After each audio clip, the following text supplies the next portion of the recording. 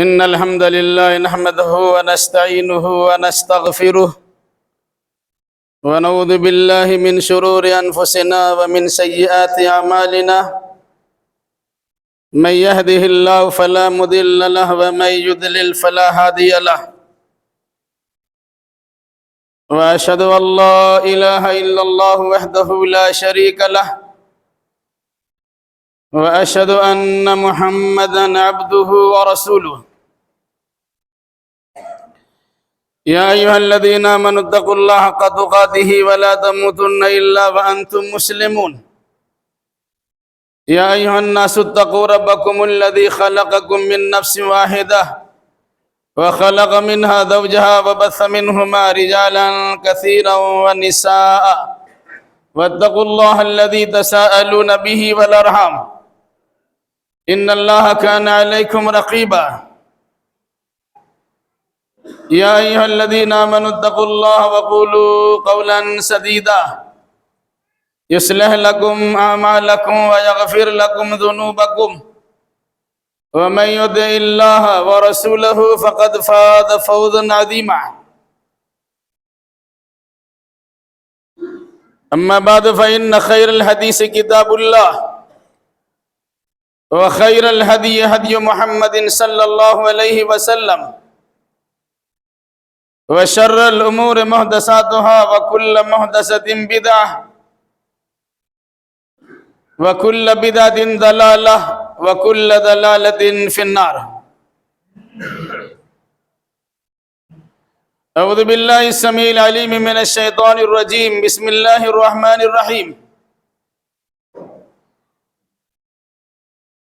ومن ورائهم برزخ إلى يوم يبعثون وقال تعالى إنا أنزلناه في ليلة مباركة وقال تعالى إنا أنزلناه في ليلة القدر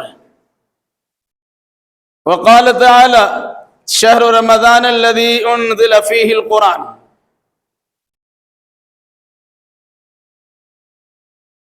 سبحانك لا علم لنا إلا ما علمتنا إنك أنت العليم الحكيم رب اشرح لي صدري ويسر لي أمري واحلل عقدة من لساني يفقهوا قولي رب زدني علما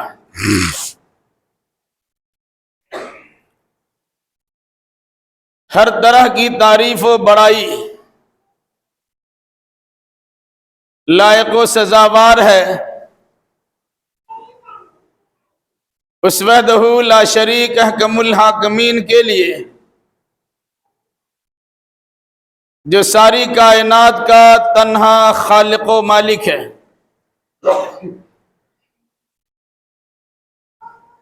اور درود و سلام نازل ہو جملہ انبیاء کرام علیہم السلام پر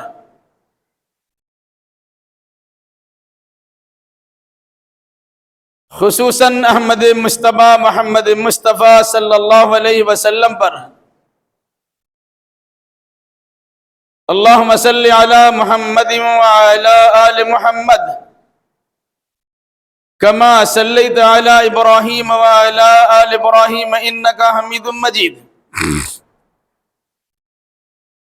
اللہم بارک علی محمد وعلی آل محمد کما بارکت علی ابراہیم وعلی آل ابراہیم انکا حمید مجید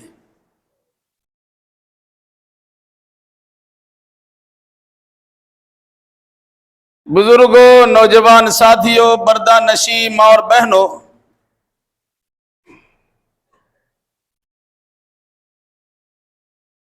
خطبہ مسنونہ کے بعد قرآن مقدس کی 4 جگہوں سے مختلف 4 آیات کریمہ تلاوت کی گئی ہے۔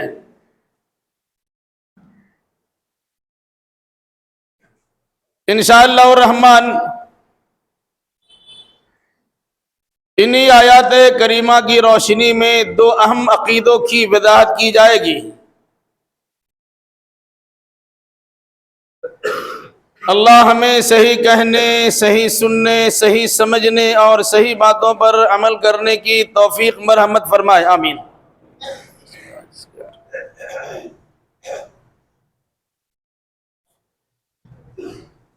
شعبان المعظم کی آج 12 تاریخ ہے،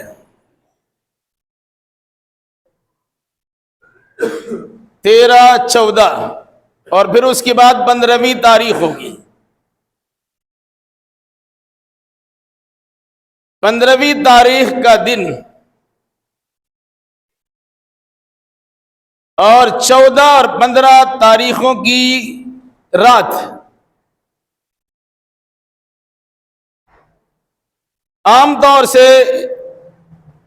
ہند و پاک میں بڑے تسک احتشام کے ساتھ منایا جاتا ہے۔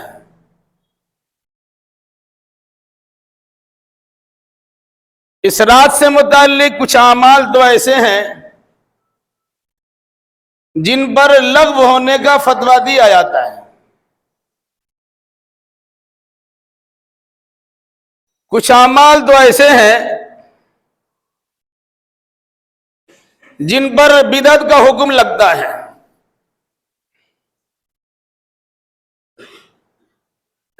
اور کچھ عقیدہ ایسا ہے جس کے نتیجے میں انسان گمراہ در گمراہ ہو جاتا ہے۔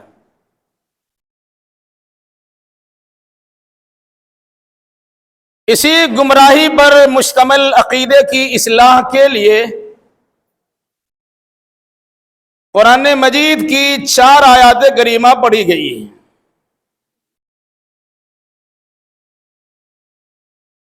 اصلاح حاصل کرنے کے لیے حدیث و قرآن کی ایک بات ہی کافی ہوا کرتی ہے، تاہم تاکید کے طور پر کئی باتیں اور کئی آیتیں سنائی جاتی ہیں۔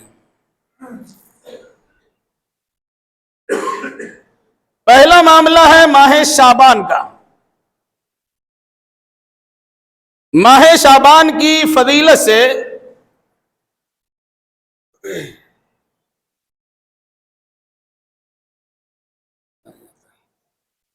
ماہ شعبان کی فضیلت سے کسی کو انکار نہیں ہو سکتا ہے، نہ انکار ہونا چاہیے۔ یاد رکھیے گا، ماہ شعبان، البتہ 15ویں شعبان سے متعلق جو باتیں آتی ہیں اس کی فضیلت کسی بھی صحیح حدیث سے ثابت نہیں ہے۔ ایک دو روایتیں ایسی ہیں جس پر بڑے کھینچ تان کر کے طرق اور شواہد کی بنیاد پر حسن درجے تک پہنچایا گیا، اس سے اس رات کی تھوڑی فضیلت تو سمجھ میں آتی ہے، لیکن کسی عبادت کرنے کا ثبوت نہیں ملتا ہے۔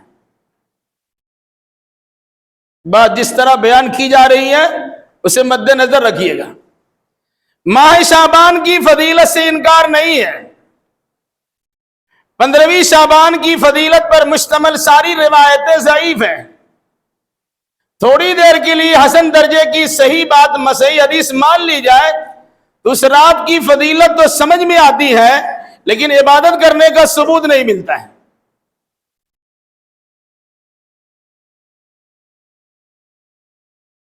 اس سلسلے میں چند باتیں یاد رکھیے۔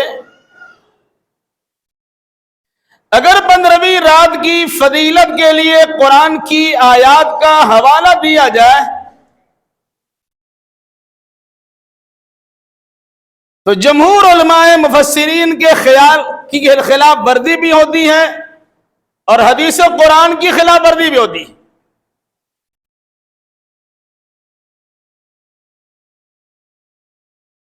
پندرہویں شعبان جسے عام طور سے شب برات کہا جاتا ہے، شب برات یہ فارسی کا لفظ ہے، برات عربی کا لفظ ہے، شب فارسی کا لفظ ہے۔ ان دونوں کو ملا کر شب برات بنا گیا۔ جس طرح شب قدر شب فارسی کا لفظ ہے اور قدر عربی کا لفظ ہے، وہ شب قدر ہے۔ شب قدر کو عربی میں لیلۃ القدر کہا گیا، پوری آیت موجود ہے قرآن مجید میں۔ لیکن شب برات کے لیے عربی میں یا قرآن مقدس یا حدیث نبوی میں کہیں بھی لیلۃ البرات کا لفظ موجود نہیں ہے. یہ دو لفظوں کا مجموعہ فارسی عربی کا ملا کر کے ہم نے شب برات بنایا.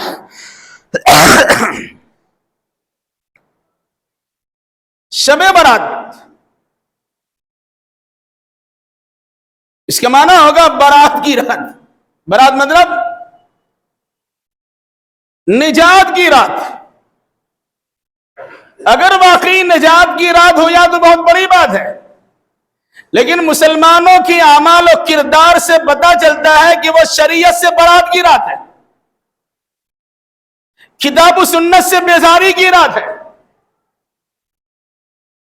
جو حرکات اور سکنات نظر آتے ہیں اس سے یہی گمان ہوتا ہے کہ مسلمان شریعت سے بری ہو گیا ہے اور شریعت سے برات کا اعلان کر چکا ہے.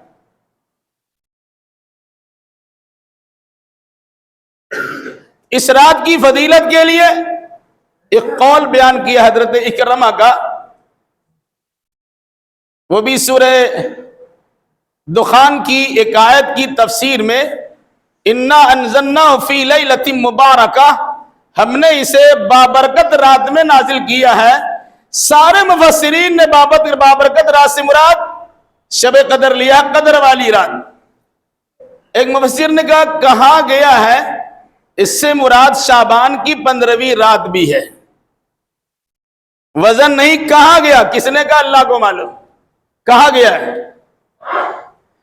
ایک آدمی کسی بات کو کہتا کہ فلاں صاحب نے یہ بات کہی ہے، اس میں زور ہے، اور کوئی آدمی کہے کہ یہ بات کہی گئی ہے، کس نے کہا، اچھا کہا کہ برا کہا، چھوٹا کہا کہ بڑا کہا، کس نے کہا کوئی عطا پتہ نہیں ہے. ایسے بات کو کمزور بات تصور کیا جاتا ہے. تو کہا گیا کہ 15ویں شعبان کی رات ہے. اگر سارے لوگ کہہ دیں اور یقین کے ساتھ بڑے بڑے علماء بھی کہہ دیں کہ اس سے مراد شعبان کی 15ویں رات ہے، تب بھی نہیں مانی جائے گی. کیوں؟ کہ قرآن مجید میں قرآن کے نزول سے متعلق صراحت کے ساتھ 2 آیتیں ایسی ہیں جس میں اس کا تذکرہ موجود ہے. یہ رات جس میں قرآن مجید کا نزول ہوا ہے وہ رمضان میں ہے اور وہ شب قدر میں ہے. سیدھا سیدھی بات قرآن نے کیا کہی ہے؟ شہر رمضان الذی انزل فیہ القرآن، رمضان کے مہینے میں قرآن اتارا گیا. سارے مہینہ ویسے چھٹ گئے. کسی اور مہینے میں تاک جھانک کرنے کی اجازت ہی نہیں. اور جب قرآن مجید کی مکمل ایک سورہ انا انزلنا فی لیلۃ القدر، ہم نے اس قرآن کو لیلۃ القدر میں شب قدر میں اتارا ہے، شب برات ویسی چھٹ گئی. یہاں قرآن کہتا ہے کہ رمضان میں اتارا گیا، یہاں قرآن کہتا ہے کہ شب قدر میں اتارا گیا. اللہ کے نبی صلی اللہ علیہ وسلم کا فرمان ہے تحروا لیلۃ القدر فی الوتر من عشر الاواخر من رمضان، رمضان کے اخیر عشرے کی طاق راتوں میں شب قدر تلاش کرو. اب شعبان میں کہاں تلاش کریں گے اور کہاں شوال میں تلاش کریں گے؟ تو عقیدہ یہ رکھیے قرآن نازل ہوا ہے شب قدر میں، رمضان کے مہینے میں. اب اگر کوئی انسان 15ویں شعبان کو نزول قرآن کی رات تصور کرتا ہے، وہ حدیث رسول کے خلاف بھی عقیدہ رکھتا اور قرآن کی آیات کے خلاف بھی عقیدہ رکھتا ہے. اور جب یہ بنیاد ہی نہیں ہے تو اس کے مناسبت سے اس رات کی فضیلت کہاں سے ثابت ہو سکتی ہے؟ اندازہ لگا لیجیے. اس لیے قرآن سے اس رات کی فضیلت ثابت کرنے کی کوئی ضرورت نہیں. ہاں، اس رات کی فضیلت میں 9 یا 11 روایتیں پیش کی جاتی ہے. ساری روایتوں کو محدثین نے حد درجہ ضعیف قرار دیا ہے. البتہ 1 یا 2 روایت پر بعض محدث نے کہا کہ ادھر ادھر کی شواہدات اور مطابعات کی بنیاد پر اسے حسن درجہ تک پہنچایا جا سکتا ہے. پھر بھی ان روایتوں میں اس رات میں کی جانے والی کسی عبادت کا تذکرہ ہی نہیں. یہ تو مسئلہ ہوا شب برات کی فضیلت سے متعلق. پورے ماہ شعبان کی فضیلت سے متعلق نسائی شریف کی وہ حدیث کافی ہے جس میں حضرت اسامہ بن زید رضی اللہ تعالیٰ عنہ نے اللہ کے نبی صلی اللہ علیہ وسلم سے دریافت کیا کہ کیا بات ہے کہ اتنا روزہ آپ کسی مہینے میں رمضان کے علاوہ نہیں رکھتے ہیں جتنا روزہ آپ شعبان کے مہینے میں رکھتے ہیں. آپ نے اس کا جواب دیا کہ رجب و رمضان کے درمیان ایک مہینہ ہے جس کا نام شعبان. لوگ اس سے غافل ہیں، حالانکہ اس مہینے میں اللہ کی بارگاہ میں اعمال پیش ہوتے ہیں. لوگوں کے نام اعمال اللہ کی بارگاہ میں پیش ہوتے ہیں. وَأَنَا أُحِبُّ أَن يُرْفَعَ عَمَلِي وَأَنَا صَائِمٌ، اور میں پسند کرتا ہوں کہ میرا عمل جب اللہ کی بارگاہ میں پہنچے تو میں روزے کی حالت میں ہوں. تو یہ شعبان کے مہینے کی فضیلت بھی ہے، اور اللہ کے نبی صلی اللہ علیہ وسلم اس مہینے میں زیادہ تر روزہ رکھا. اس کی کئی وجوہات ہیں جس کی تفصیل اس سے پہلے کئی بار آ چکی ہے.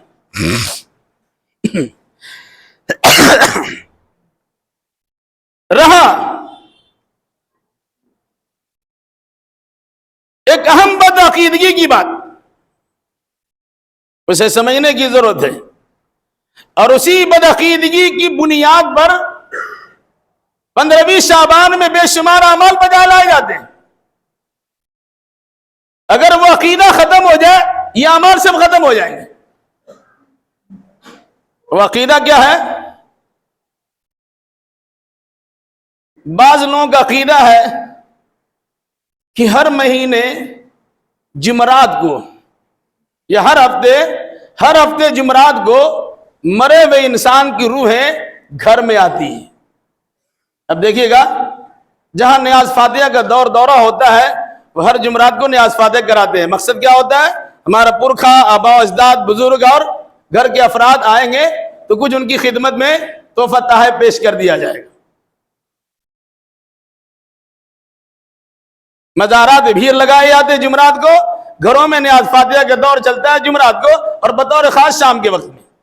عقیدہ کیا ہوتا ہے کہ جمعرات میں روحیں آتی ہیں.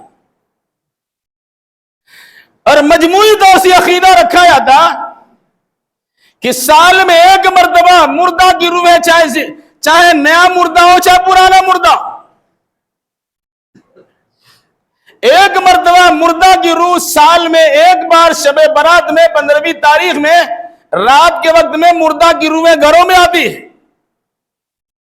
اور جب یہ عقیدہ رکھا گیا تو ایسا لگتا ہے کوئی مہمان آ رہا ہے، اس کے لیے گھر کو سجایا جاتا ہے، صفائی ستھرائی کا خاص خیال رکھا جاتا ہے، چراغاں کیا جاتا ہے، بتیوں کا اہتمام اور انتظام کیا جاتا ہے، کھانے پینے کا نظم و نسق ہوتا ہے. بلکہ بعض گھروں میں ان کھانوں کا اہتمام ہوتا جو کھانے گھر کے افراد جو مر چکے ہیں وہ پسند کیا کرتے تھے. اب اگر اس رات میں چوہا نے کھا لیا، بلی نے کھا لیا، کتا نے کھا لیا، نعوذ باللہ، 1000 بار نعوذ باللہ. بعض لوگوں کا عقیدہ یہ ہوتا ہے کہ فلاں کی روح اس شکل میں آئی اور یہ کھانا کھا کے چلے گی. باپ دادا کتا اور بلی کی شکل میں دیکھنا گوارا کرتے ہو؟ یہ کیسی بدعقیدگی ہے؟ اور اگر ایسا نہیں ہے تو پھر یہ عقیدہ ضرور رکھا ہے تو کھائے نہ کھائے لیکن ان کی روحیں آتی ہیں. مگر میرے بھائی یاد رکھیے گا کس قدر عقیدے میں تضاد ہے، اختلاف ہے، مخالفت ہے. ایک طرف انسان مردوں سے ملاقات کرنے کے لیے قبرستان جاتا ہے، اور دوسری طرف مردے قبرستان چھوڑ کے گھر چلے آتے ہیں. کس سے ملاقات ہوگی بھائی؟ آپ تو قبرستان تشریف لے گئے، وہ آپ کے گھر تشریف لے آئے. آپ مردوں کے گھر جا رہے ہیں، مردہ آپ کے گھر جا رہے ہیں، دونوں کی ملاقات راستے میں ہو یا نہ ہو لیکن ایک دوسری جگہ پر پہنچ گئے آپ. یہ عقیدے کا تضاد ہے. علاوہ اس کے سوئے ہوئے کو جگانا پڑتا ہے، ہلکا پھلکا آواز دیا تو جگا دیا، لیکن مردہ کو جگانے کے لیے تو بمباری کرنا پڑے گا، سورہ اسرافیل پھونکنا پڑے گا. تو اس کے لیے انسان پٹاخوں کا اہتمام انتظام کرتا ہے، برادران وطن کی دیوالی کی پوری نقالی کرتا ہے.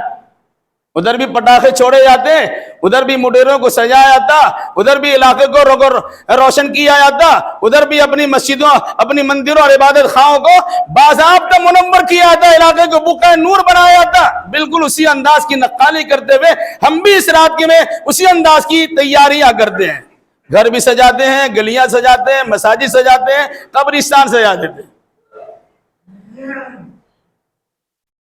غور کیجئے گا، کیا یہ ایسا عقیدہ رکھنا صحیح ہے؟ اس پر سورہ مومنون کی ایک چھوٹی سی آیت کا اقتباس کافی ہے۔ جب اللہ تبارک و تعالی انسان کی روح نکالتا ہے، روح نکالے گا، فرشتے اس کی روح لے کے چلے جاتے ہیں، تو انسان اللہ کی بارگاہ میں گریہ وزاری کرتا ہے، الہی رب ارجعون، الہی مجھے لوٹا دے، ایک چانس دے، جو اعمال باقی چھوڑ کے اسے مکمل کر لے، جو باقی زندگی ہماری بچی ہوئی ہے جو ملے گی اس کو اچھے انداز میں گزار دے۔ قرآن کیا کہتا ہے؟ کلا، ہرگز نہیں۔ ایک ایسی بات ہے جو کہہ دی جاتی ہے، لوگ کہتے ہیں، اولاً تو یہ بات ہی رہ جائے گی، اور اگر فرض ایسے انسان کو دوبارہ مرنے کے بعد دنیا بھیج دیا جائے تو ان کی بات ہی رہ جائے گی، اس کے مطابق عمل ہی نہیں کریں گے۔ اور اس کے بعد قرآن نے کہا وَمِن وَرَائِهِمْ بَرْزَخٌ إِلَىٰ يَوْمِ يُبْعَثُونَ، مرنے کے بعد انسان عالم برزخ سے دوچار ہوتا ہے، قیامت سے پہلے وہاں سے نکلنے کا سوال ہی پیدا نہیں ہوتا۔ یہ قرآن کی صراحت ہے، قرآن کا صراحتی اعلان ہے۔ انسان زندہ ہے، روح نکل گئی، ابھی قیامت آنے میں دیری ہے۔ دنیاوی زندگی اور اخروی زندگی کے درمیان میں ایک برزخی زندگی ہے، اسی برزخ کو آر اور پردہ کہتے ہیں۔ قرآن نے کیا کہا؟ وَمِن وَرَائِهِمْ بَرْزَخ، مرنے کے بعد اس کے پیچھے یا اس کے آگے ایک آر لگا دی گئی ہے، اِلَىٰ يَوْمِ يُبْعَثُونَ، قیامت تک کے لیے، وہاں سے نکلنے کا سوال پیدا نہیں ہوتا۔ قرآن کہتا ہے روح نکل نہیں سکتی۔ آپ کا عقیدہ ہے کہ روح آتی بھی ہے، کھاتی بھی ہے، ملاقات بھی کرتی ہے، اور خوش و خرم بھی ہوتی ہے، اور غم و اندوہ سے دوچار بھی ہوتی ہے۔ ہمارا آپ کا عقیدہ صحیح ہے یا قرآن مقدس کے نظریہ صحیح ہے؟ ظاہر سی بات ہے ایک مسلمان یہی کہے گا قرآن نے جس عقیدے کو بیان کیا ہے وہی صحیح ہے۔ کیا بات ہوئی؟ مرنے کے بعد انسان کی روح عالم برزخ سے دوچار ہوتی ہے، اور قیامت سے پہلے نکلنا نہیں ہے۔ اور کیسے بھی نکلا جائے بتائیے، سوچنے کے انداز یہ بھی لیجیے۔ ایک انسان اگر جنت کی پربہار نعمتوں سے مالا مال ہے، اس کی قبر کی کھڑکیاں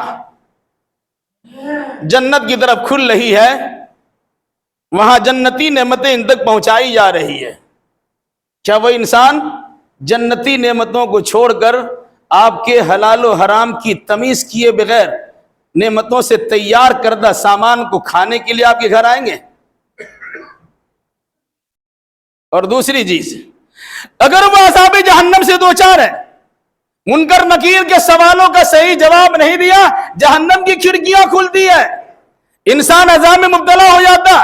معمولی جیل میں گرفتار انسان کو بہت سارے فنکشنوں میں شرکت کی اجازت نہیں ملتی، اللہ تبارک و تعالیٰ کے فرشتوں نے جہاں قبر کے اندر جیل میں ڈالا ہے، اور ایسے انسان کو جیل سے نکلنے کی سالانہ فرصت ملے گی، اور وہ آئے گا مرغ مسلم حلوہ ماٹا توڑ کے چلے جائے گا۔ کیسا معاملہ یہ بھائی؟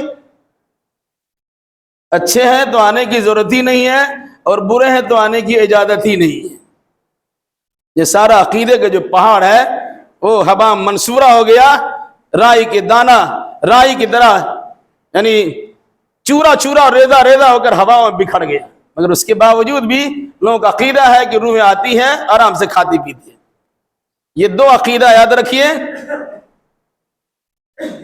علماء احناف کی کتابوں میں لکھا ہے من قال ارواح المشائخ حاضرۃ تعلم تکفر، جو انسان یہ عقیدہ رکھتا ہے کہ بزرگوں کی روحیں تشریف لاتے ہیں، یقین کیجئے وہ کافر ہو گیا۔ کیوں؟ قرآن کی آیت ہے کہ مرنے کے بعد دوبارہ قیامت سے پہلے دنیا میں آنے کا سوال پیدا نہیں ہوتا۔ رہا اس کے بعد کا معاملہ، کوئی حلوہ پکاتا اور کھاتا ہے، اس سلسلے میں چند باتیں یاد رکھیے۔ ان بھائیوں سے میں کوئی شکوہ شکایت نہیں ہے جو حلوہ پکاتے اور کھاتے ہیں، شکایت آپ سے ہے۔ اپنا پیسہ بھی بچاتے ہیں، حلوہ شادی پر فتویٰ بھی لگاتے ہیں، کسی دوست احباب کی طرف سے اگر بہترین قسم کا حلوہ آ جائے بسم اللہ پڑھ کے کھا بھی لیتے ہیں۔ اب بسم اللہ دانا ہے، بسم اللہ پڑھ لو، پرساد بسم اللہ پڑھ لو، بھائی وہ بھی تو دانا ہے۔ جس دانا اور کھانا پر اللہ کے علاوہ غیر اللہ کا نام لیا گیا، یا جس دانا کھانا کو غیر اللہ کے لیے مشہور کر دیا گیا، وما اہل بہ لغیر اللہ، وہ حرام ہو جاتا ہے۔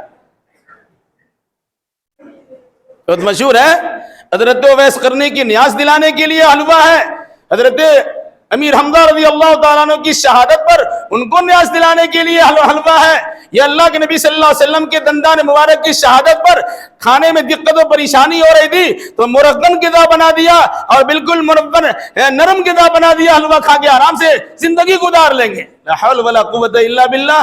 وہ شعبان کے مہینے میں نہیں، شوال میں آپ کے دندان مبارک شہید ہوئے تھے۔ آپ 2 مہینہ 1.5 مہینہ پہلے کھاتے ہیں یا 10.5 مہینہ کے بعد کھاتے ہیں؟ اور واقعہ بھی یاد رکھیے گا، بہت مشہور ہے، اویس قرنی نے اپنے سارے دانت توڑ لیے تھے، بہت مشہور ہے نا۔ اولاً تو یہ واقعہ بلا سر پیر کا ہے۔ اللہ کے نبی صلی اللہ علیہ وسلم کے دندان مبارک کو دشمنوں نے توڑا تھا۔ اگر کوئی انسان اللہ کی عطا کرتا نعمت دانت کو اپنی ہاتھ سے توڑتا ہے، وہ اپنے آپ کو دشمن بنا کے پیش کرتا ہے۔ یہ کہنا کہ ان کے ایک دانت ٹوٹا، 2 فرد ٹوٹا، ادھر ٹوٹا ادھر ٹوٹا، سارے دانت توڑ لیے، یہ بکواس کہانی ہے۔ اور اگر تھوڑی دیر کے لیے مان لیا جائے کہ دانت توڑ کے انہوں نے حلوہ کھایا تھا، آپ کہے دانت رکھ کے حلوہ کھاتے ہیں؟ آپ بھی دانت توڑیے کھائیے۔ اور آپ کا حلوہ اتنا کڑا ہوتا ہے کہ دانت والوں کا دانت بھی ہل جائے، اس کا دانت بھی ٹوٹ جائے، پھر حلوہ کا فائدہ کیا ہوتا ہے؟ کھانے پینے کے چیزوں سے منع نہیں ہے، لیکن اس کی نسبت غلط ہو جاتی ہے، اس کا وقت متعین ہو جاتا ہے، کسی بزرگ کے نام پر اس کی شہرت ہو جاتی ہے، اس مناسبت سے اس پر حرام کا فتویٰ لگتا ہے۔ تو ایسی چیزوں سے اجتناب کیا جائے۔ اور ایک مسئلہ بہت عام اور افسوس یہ ہے، لوگ اپنی بات کی تائید میں حدیث پیش کرتے ہیں، لیکن حدیث کی جو سندی پوزیشن ہوتی ہے اس کو گول کر جاتے ہیں۔ کیوں؟ وہ ان کے مطلب کی خلاف ہوتی ہے۔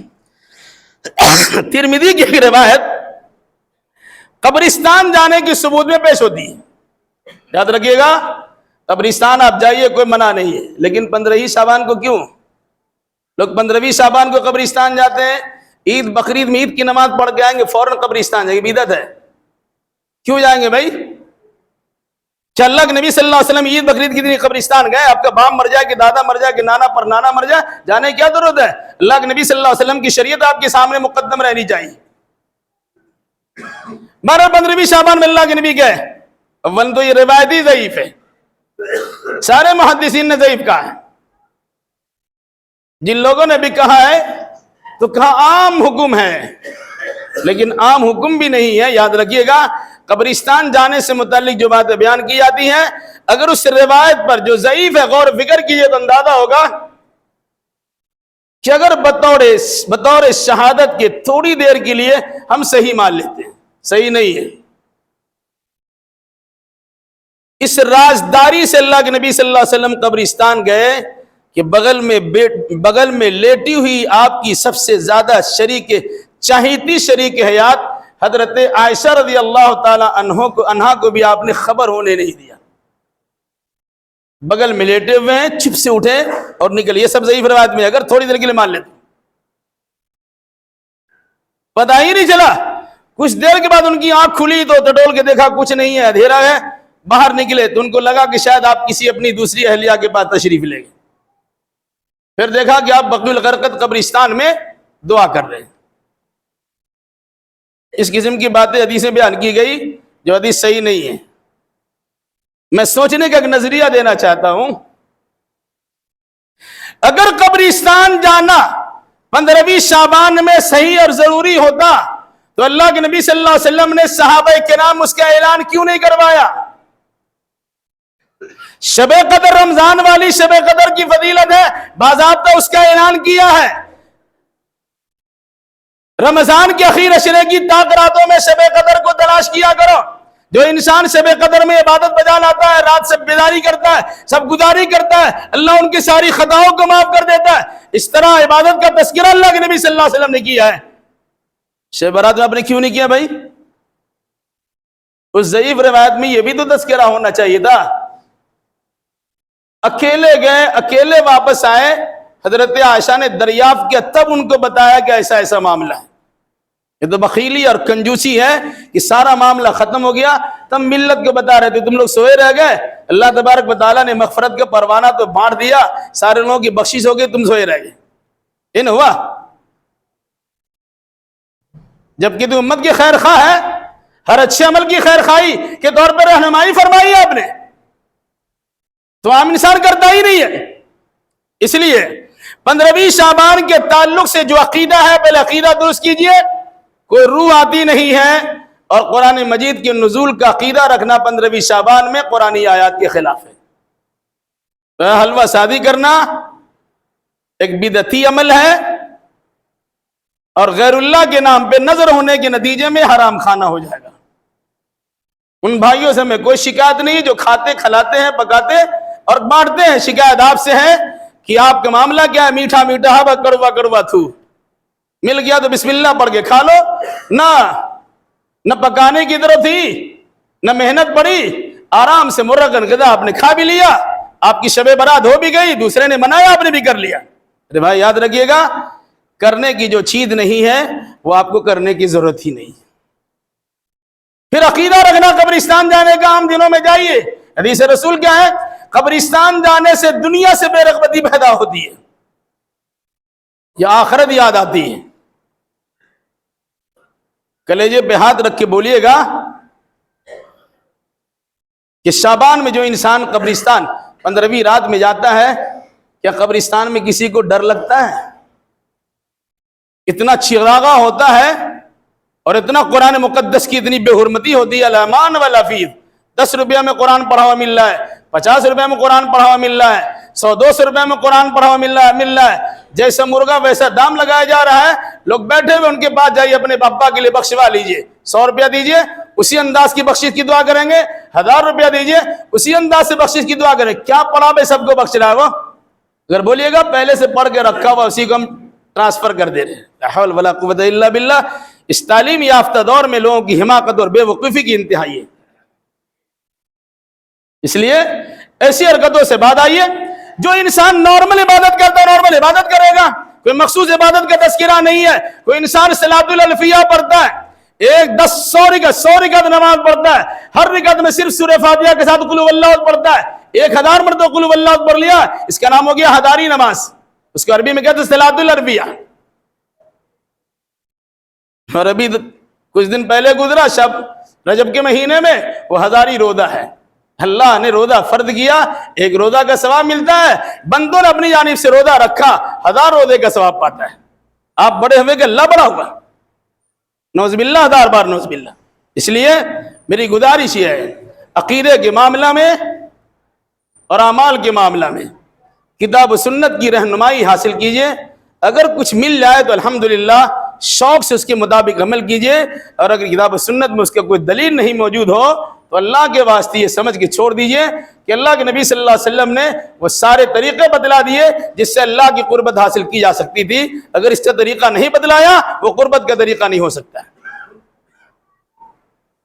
باقی اور بہت ساری لوازمات ہیں جس سے متعلق ہمیں کچھ کہنے کی ضرورت ہی نہیں ہے، عقل مندوں کے لیے اشارہ کافی۔ اللہ ہمیں اور آپ کو اور جملہ مسلمانوں کو کتاب و سنت کی روشنی میں عقید و اعمال بجا لانے کی توفیق مرحمت فرمائے۔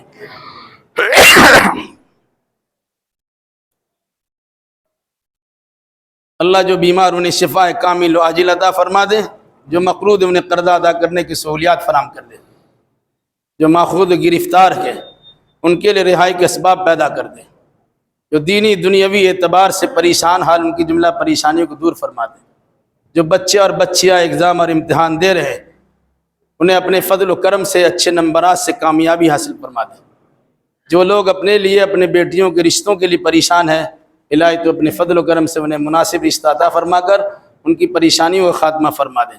جن جن لوگوں نے دعا کی درخواست کی ہے الہی تو اپنے فضل و کرم سے ان تمام کے ہر جائز مراد کو پوری فرما دیں۔ جب تک ہمیں زندہ رکھ کتاب اللہ اور سنت رسول اللہ پر عمل کرتے ہوئے زندہ رکھ، اور جب ہمارا خاتمہ ہو انہی دونوں کی ترویج اشاعت کرتے ہمارا خاتمہ ہو۔ اقول قولی ھذا واستغفر اللہ لی ولکم وللسائر المسلمین، وآخر دعوانا الحمد للہ رب العالمین۔